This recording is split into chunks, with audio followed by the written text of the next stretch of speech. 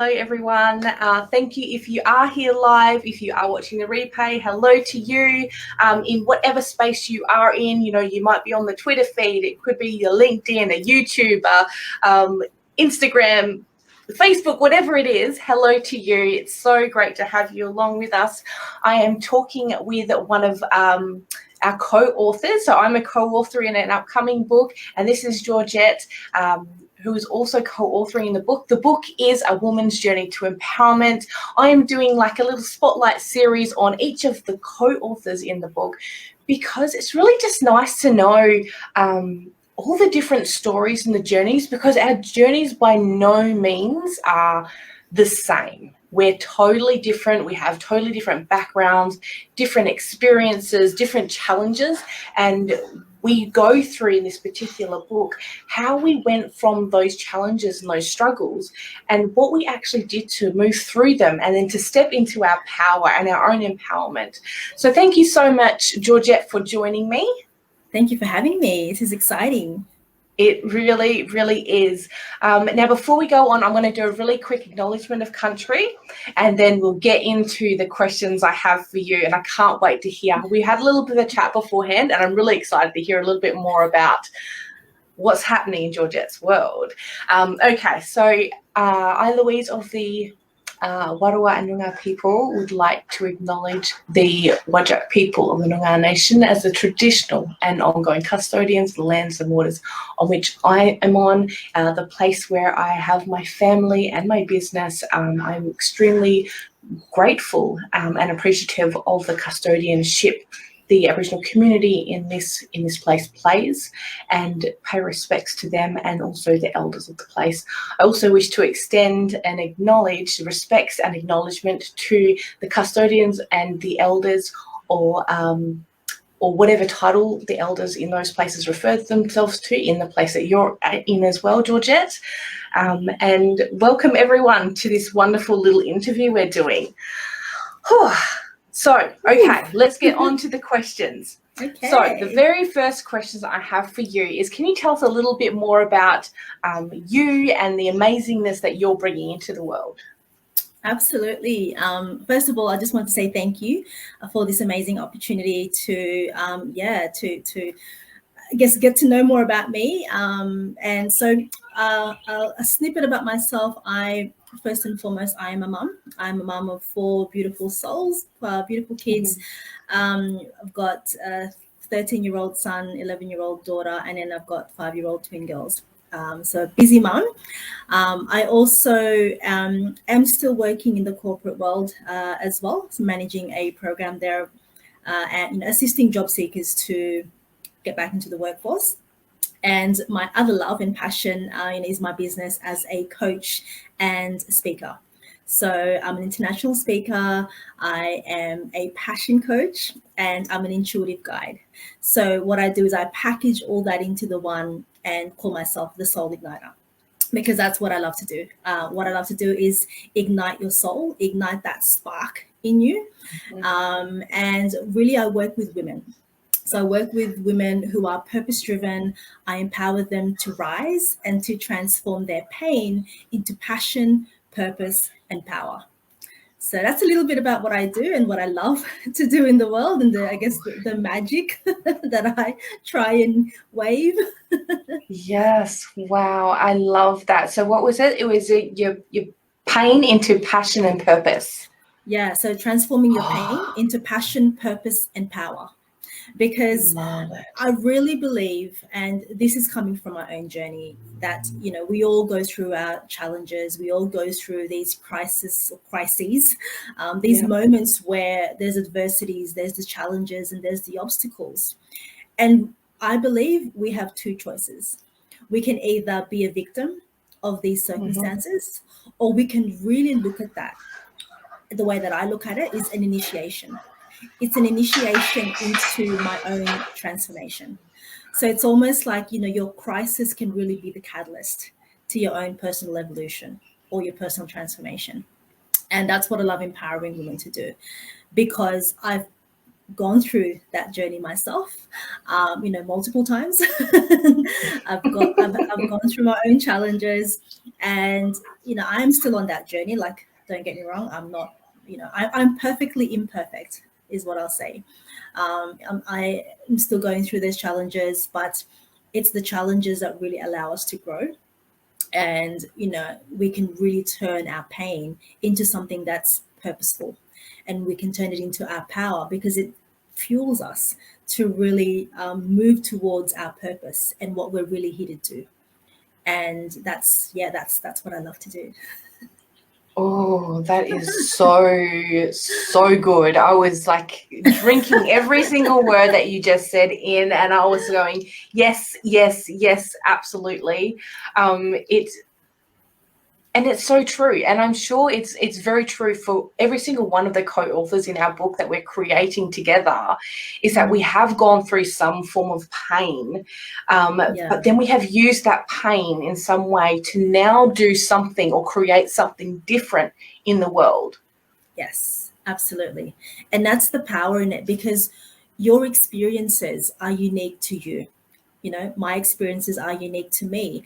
And you can, and I've heard this time and time again from different people, you can you turn your mess into your message, right? And that's the thing. It's because our experiences, they're so unique to us, but it's the lessons that we learn that we can then assist others. It's like, if people are going through a very similar situation or a similar journey, they may not have anyone that supports them. They might not have any network to really support them in that process. And so I'm all about, reach out your hand, and, whatever it is that I can assist you with, whatever I can help you with, even if it's just sharing a little bit of my journey and the lessons that I've learned, sometimes that's enough for someone to go, someone gets it. I'm not alone. Mm-hmm. And, I think especially as women, it's obviously coming back around now, but for me, it's about how do we connect, how do we collaborate, and how can we celebrate with each other as women, because I think as women, we're all about being independent, and yes, I can do things on my own, but there's so much power and in coming together and collaborating and celebrating. And so that's why I'm loving what you're doing, interviewing the other co-authors, because it's all about, you're an inclusion coach. It's all about inclusivity. And I love that. I love that. So I want to be able to celebrate each woman that comes into contact with me, however small, however big or small, however way that I can contribute to someone's life, then that's what I'm here for. But I love sharing my journey, but not because of me. It's not all about me. It's my journey has a lesson, or many lessons, I should say. Has many lessons in there that someone can take and go, okay, that really speaks to me. That really resonates. And it's, it could just be one little piece. But, I share a lot in my journey, but it isn't about me. It's about who needs to hear this right now. Yes, absolutely love it. And that's a great segue really into the next question, which is, can you tell us a little bit more about your chapter in the book without giving spoilers away? I'll try. I'll do my best. Give us the skeleton. Give us the skeleton, yeah. So my book is really, it's all around, I'm going to call it from heartbreak to being the heroine of my own life. Mm-hmm. And it's a short snippet of or a big part of my journey from, going through something that was quite challenging, going through a separation and divorce, and then coming out of that, and then now meeting, now being with my partner, who's my soulmate and my twin flame, and, having a blended family. So, I am, as you can tell, I'm not Australian. I'm Filipino, Filipino Australian. So my cultural background, there's a lot that I grew up with in terms of the conditioning about divorce and, all that sort of stuff. And so when I went through that journey, I really was met with a lot of opposition, a lot of, all these expectations that was really sort of set for me. And I had to break through a lot of that. So essentially my chapter is really around how did I start to really listen to myself and really say yes to me. Because my whole life I had said yes to everyone else and I was the people pleaser.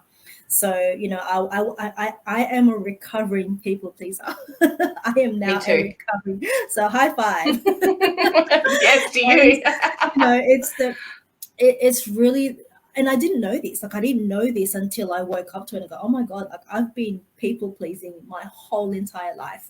You know, ever since I was a young girl. You know, I come from a family of five. I've got two brothers, and I'm the middle child, only girl, and the middle child. And I was the only one that, at the time, you know, was getting good grades, but I was also, you know, the good girl. I was the princess, and it was like because I was seen as that, I felt like I had to really hold that image up. You know, coming through from my younger years all the way through to, I guess, adulthood, I didn't realize that I was actually doing that, and I was saying yes to everyone else.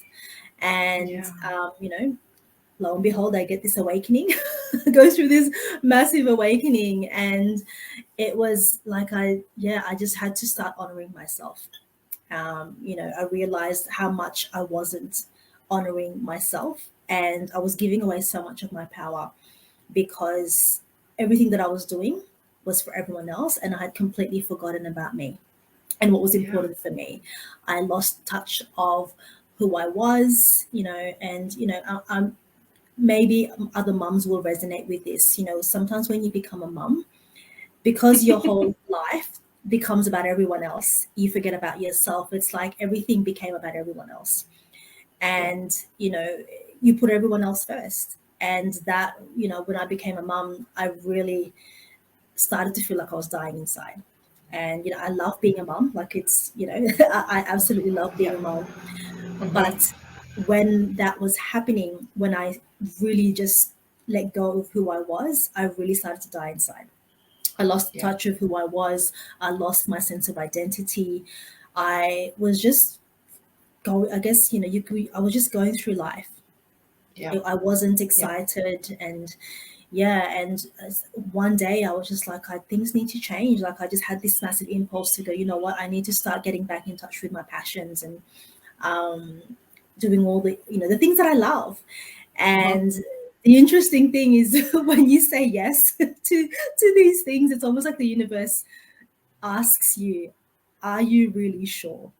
Like, are you Really? really serious? Really? Are you really committed Are to you really this? committed to this? Exactly. Like, you know, you're like, yeah, I'm going to do this. But then something happens and slaps you in the face. And it's just like, oh, crap. Like, and that's what this was, you know, and this is just one of the, I guess, the challenges that I've had to overcome. But, you know, it is a massive one, especially for someone like me who's come from a Filipino culture, Filipino Catholic culture, where, you know, divorce is actually seen very negatively. You know, I think in any culture, it's not really embraced.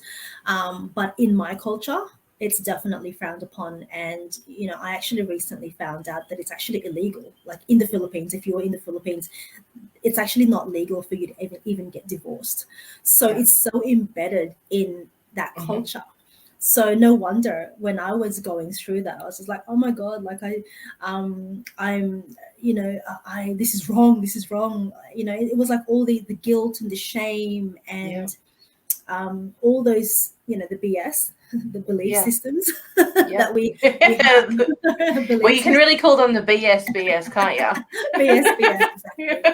So, you know, going through that journey, that divorce was a massive awakening.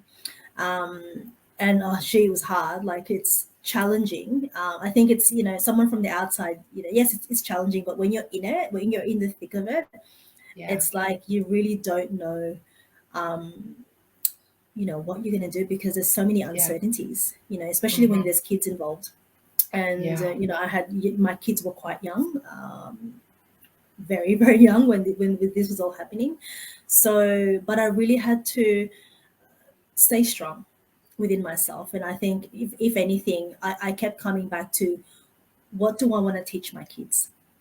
You know, what example do I want to be teaching my kids? Do I want them to, you know, I'm all about, you know, follow your dreams and follow your passions and do what it is that really ignites your soul.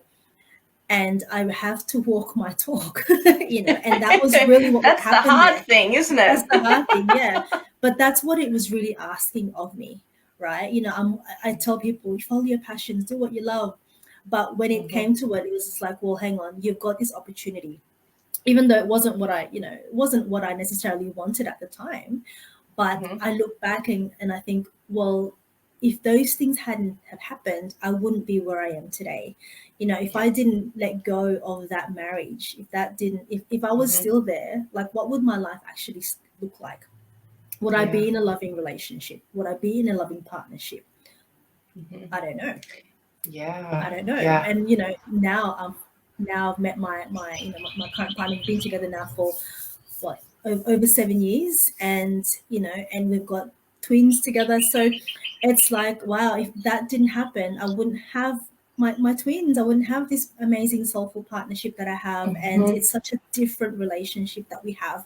We've got such a different dynamic. Like, he really gets me, and he just absolutely supports who I am, what I'm about. And yeah, like, you know, like my ex-husband, and I mean, I'll give you a little bit of a snippet. Like, my ex-husband didn't want me to go overseas to go on and follow my dreams, whereas my partner is just like, you know, oh yeah, you got a speaking gig overseas, yeah, go for it, I'll stay home with the kids. Love it. Yeah, you know. And so like, I've gone overseas twice to do, you know, to speak at women's conferences, and my partner has happily stayed behind to look after the, you know, the twins. And so I don't think, honestly, I don't think I would have that support, you know, in that previous marriage. But, you know, you never know. But I'm grateful. Like, I look back and I go, oh, wow, look at this blessing. Because it was a blessing. It was a blessing in disguise. You know, at the time that it happened, I didn't realize it. But I look back, you know, when you've got hindsight, when you've got perspective, you realize, wow, that had to happen in order for me to be where I am today. Yeah, absolutely. And, you know, everything that has happened is the becoming of who you are right now. And had it not happened, you wouldn't be the person that you are now, who you love. I hope you love, because I certainly love myself. And even though I've had lots of struggles in my past and challenges, I love who I am. So I'm thankful for what has happened, because it has been the becoming of me now. Absolutely. Yeah, absolutely. And definitely that was also a journey of self-love, you know, and because I had to really ask myself, do I actually love myself enough to follow my path, to follow what's truly calling for me? Because there was a bigger part of me that was wanting to express itself, and I felt suppressed. You know, I was living my life and I was suppressing myself, and I wasn't truly happy. Like, I really, like, if I had to be honest with myself, I really wasn't happy. Like, yes, I may have had, you know, the husband and the kids and all of that. Like, on the outside, it looks great, but deep down inside, I was like, things were crumbling. And sometimes things have to fall apart in order for new growth to appear. And that's exactly what had to happen for me. So I'm loving who I am now. I'm loving who I am today. I'm enjoying my journey, and you know, there's so much more for me to still do and accomplish. And you know, I want to make a bigger impact. I really do. In however way that looks like. You know, I'd love to do more speaking. I'd love to go overseas, you know, obviously when when we're allowed to travel. Move when we're allowed to move. Exactly. But that's the dream. Like, that's always been my big dream. I've always been a seeker. I've always been the one to ask, what's my purpose? What's the bigger reason that I'm here? And that's why that's my message to everyone. It's like, look to your, you know, discover your purpose. And if you don't know what your purpose is, look to your passions, because your passions will ultimately lead you to your purpose. So it's, you know, my mentor, you know, one of my mentors taught me that, and that's still ingrained in my psyche, because I do believe the things that you love, it's not a coincidence. You know, it's not a coincidence why you love the things that you love, because ultimately I believe it's part of your purpose. It's part of why you're here. It's part of the mission that you're here to complete on this time. And, you know, at this, you know, interesting time that we're in right now. You know, I want to call it interesting because it is. It's interesting times. So yeah, like I get really passionate when I talk about passions because that's what it is. Like I love. It was when I discovered my passions, and it was when I started to really say yes to my passions. That's when my life started to brighten up and light up. You know, and that's when I met my partner. Was when I was living my life, just doing me and loving, you know, even though my life didn't look great on the outside, I was just like, you know what lights me up? I'm going to do that. And when I started doing that, when I started saying yes to me and saying yes to myself, that's when magic really started to happen in my life. Oh, beautiful, beautiful. So next question. Yes. What has inspired you to become a co-author? Ooh, nice. I've always it's been a big dream of mine, to be honest. It's been a big dream of mine to be an author. And it's one of those things, again, I tell people say yes when it's a massive F yes, right? If it's a massive F yes, say yes and figure it out later. So I ask myself, in what way do I want to make an impact? You know, I'm a speaker. I've you know, gone overseas and I've spoken on stages, and I want to continue to do that. And I thought, you know, what else is there? You know, I've always wanted to become an author, and I just figured, wow, what an amazing opportunity to co-author with an amazing group of women and actually share this journey. It's like, yes, I could probably go and, you know, not probably, I could go and write my own book, which will probably take me longer. And because this is my first time doing it, I figured, why not do this for my first time, journey through this with some amazing women, learn from that. And you never know, maybe my next book will be, you know, a solo. I don't know, but that's the plan. I would eventually want to have my own solo book, but I wanted to do this as a collaboration, you know, to share in this journey with other women who are on a similar journey. Obviously, our stories are very different, but we're on a similar journey of wanting to impact and empower women. And you know, that's why I love the title, you know, a women's journey to empowerment, because it's really about through story, through sharing our stories and sharing our journey, we can really make a massive impact. It's, you know, one woman can definitely impact many, but you know what an even bigger impact a group of women can make. So that's really what inspired me, because I was just like, how big of an impact do I want to have? What sort of imprint do I want to leave in this planet, you know? And that's why I said yes. Why, if not now, then when? You know, I've been putting this off. I have been putting this off for a while, and thought, you know, with the stuff that's happened with COVID and all of this, it's like it really made me reevaluate where I was and where I'm heading. I thought, okay, why am I holding it off? Like, what's stopping me from actually saying yes to this experience? So I thought, just do it. Just say yes. So I love it. Just say yes and work it out afterwards, because we are only living in the now. We can't know what's going to happen in the future. No, we can just go, what do we feel now? What's right for us now? And then in that next moment, okay, now what's right for us now? Absolutely. And that's for me, this is how I live my life. It's like, what feels true to me in this moment?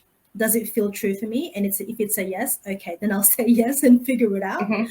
But if it's not a no, if it's a no, then I can lovingly say no. And that's what makes life fun. You know, it's like when we're like, you may or may not agree with me, but every day we're faced with choices and decisions that we've got to make. Right? Someone will come to us and ask us for, oh, can you make a decision on this? Can you do this? And we'll get opportunities that come our way. And what I always say to people is this opportunity, you can ask yourself this question, is this going to lead me closer to my passions, my purpose, my intentions? And if it's a yes, then absolutely say yes.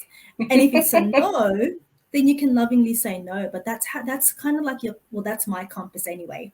That's how I make decisions. Does it feel true for me? Does this feel good for me? Does this light me up? Yeah. Yep. And if it's a And yes, I'm exactly the same. I'm exactly the same as that. Does this line up with my vision of what I want to be creating in the world, or who I want to be in the world? If it doesn't add one little step closer to that thing, then it's a no.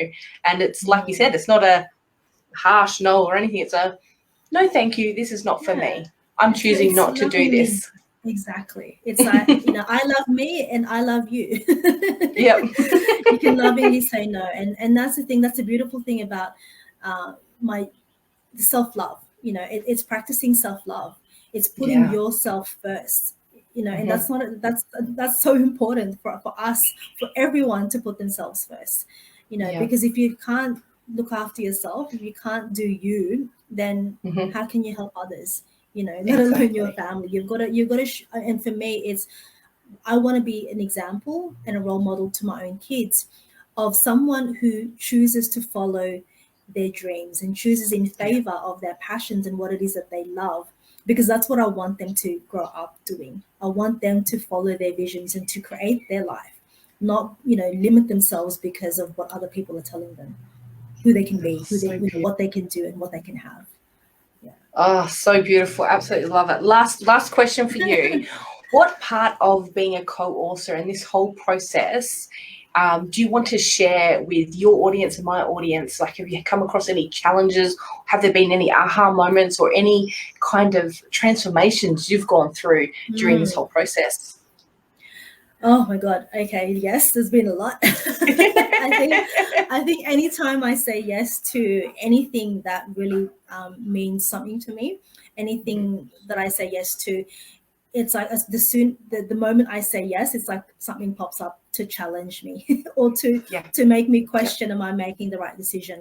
So my biggest lesson in this process, and I'm still going through this, is just take one step at a time. It's like, say yes. Again, it's does this feel good? Does this feel true? And does this feel right for you? Because when it feels right for you, it is right for you. And the sun's just coming through now. So but it's, don't let your, so my this is what I've observed within myself. It's like, I'll say yes, and then a fear or a thought will come and go, oh, who do you think you are? I'll give that as an example. And that's been the imposter syndrome. Many times it's come up in myself. It's like, who do you think you are to be doing this? What do you know? Right. And I have to be really conscious of really addressing that, because that's come up a lot in this journey. It's like, who are you to be sharing your story? Who are you? Who do you think you are? What do you know? And to me, it was like, I always had to just keep coming back to my purpose and go, okay, thank you, but no thank you. Who am I going to listen to?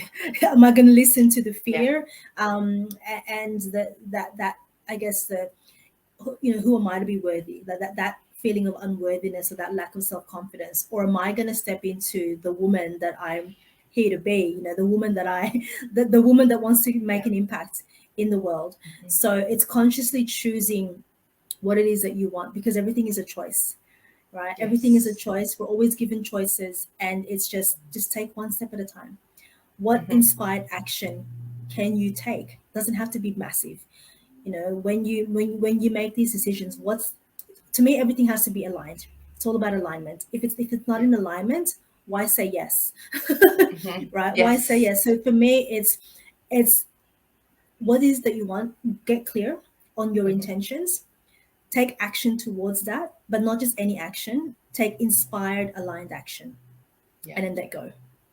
And that's really been, that's what I live by in my life, and that's what I've been living by in this book as I've been journeying through this process of writing this book, because we're all busy, we all have things that we're juggling, we've got families, we've got work, we've got businesses, we've got all these things, but at the end of the day, it's just, I think that's why it's so good to have a network, and that we're doing it together, because we're all journeying through very similar challenges, and we've got each other to really connect with and just kind of go, okay, I'm not alone in this. You know, it's not, oh, I've got a question, or is that a stupid question? And then nothing's a stupid question, because if I'm thinking it, more than likely someone else in the group is actually, you know, has that same question as well. So I think, you know, make sure that whatever action you take is just, is it aligned? Do you feel inspired to do it? Because if you're not inspired to do it, then why? Question why? Why are you doing it? In anything in life, whether it's writing a book or you know, whatever it is that you're doing in life, it's like if something doesn't uplift you, if something doesn't light you up, why are you doing it? You know, and like you said before, it's like we only have the now. You know, there's no past, there's no future. Everything is in the now. And if we, my biggest thing is, well, what can I do now? What can I do? What do I have in my power to be able to do now that's going to help me move forward, but also it's going to inspire others around me? Because as a mom, as a partner, as a friend, as a you know whatever hat I choose to wear, I have an impact on someone's life, whichever way I go.